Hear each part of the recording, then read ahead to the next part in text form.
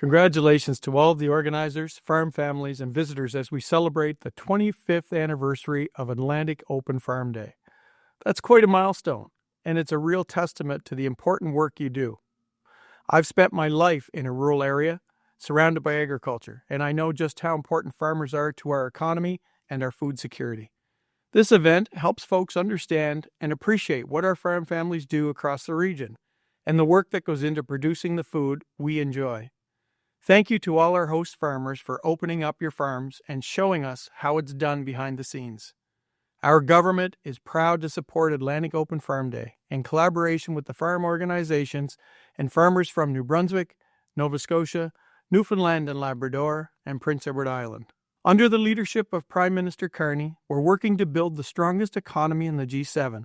But let's be clear, you can't get there without agriculture. As Canada's Minister of Agriculture and Agri-Food, I'm working hard to keep the sector front and center in our new government, and I want our producers to know that they have a strong partner in me.